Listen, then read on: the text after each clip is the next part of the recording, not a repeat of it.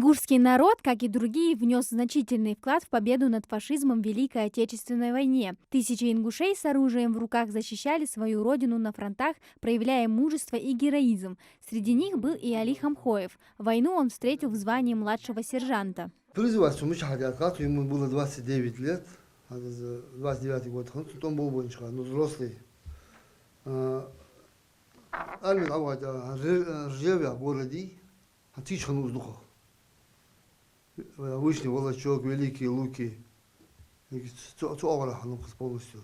Хасан помнит, отец не любил рассказывать о войне, говорил, что это слишком тяжело вспоминать, но иногда по особым случаям делился историями о своих боевых товарищах, о том, как они делили последний кусок хлеба, поддерживали друг друга в самые тяжелые времена. Многие из них ушли из жизни еще тогда, а с другими ветеран войны сохранил дружбу на долгие годы. Это Харитон Антонович, который неоднократно приезжал к другу в гости. Помнишь, когда бомбежка началась, после бомбежки, когда мы очнулись, я уже перевернутый, низ лицом в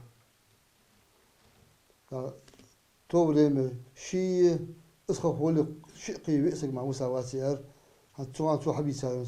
где-то около 40 человек, бомбежка, Хасан Хамхоев вспоминает, отец был человеком добрым и отзывчивым, помогал другим, никогда не жаловался на трудности, учил своих детей ценить жизнь, быть честными и справедливыми. Чего он не терпел, так это лень. Хотел, чтобы все занимались делом, а сыновей наставлял пойти служить в армию. В 1989 году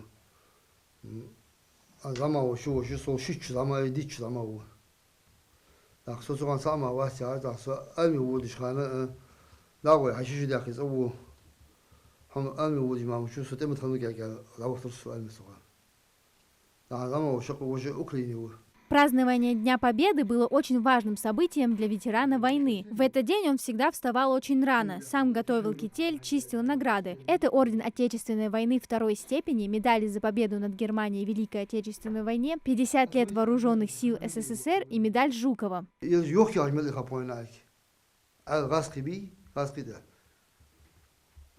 Хорошую сумму дадим, когда вот школу вызывали 9 мая, что в школе Хавихич. Это их школе Хавош. Кажется, что Али Хамхоев примерил на себя все профессии. В его трудовой книжке большой послужной список, от почтальона до завхоза в школе. Всего уже и не разглядеть. Некоторые записи в книжке стерлись, но занятия для души он все же нашел. Всегда пчелами занимался. Почему так? Я не знаю, любимое яркое занятие. А с тех пор я пчел не люблю. Почему? Он заставлял специальные урсы постоянно. В годы войны Али Хамхоева, как и других ингушей, в 1944-м отправили в ссылку. Но, несмотря на удары судьбы, он не утратил веру в добро и человечность. Смог вернуться к мирной жизни, создал по-настоящему большую семью, взяв под опеку 11 детей из детского дома, а позже появились и свои. Вот здесь вот это наша мать, дядя Сергей Мачева.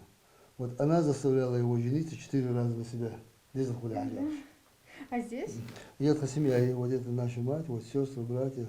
Али Хамхоев – это пример мужества и стойкости. Его история – напоминание о том, какой ценой нам досталась победа над фашизмом. Ингушские воины проявили себя в боях за Брестскую крепость, Сталинград, Москву, Ленинград, на Курской дуге и в других сражениях. Молодые люди должны знать о подвиге наших солдат, о тех, кто отдал свои жизни за наше будущее, говорит сын ветерана Великой Отечественной войны. Амина Зязикова, Сулейман Костоев, Магаз 24.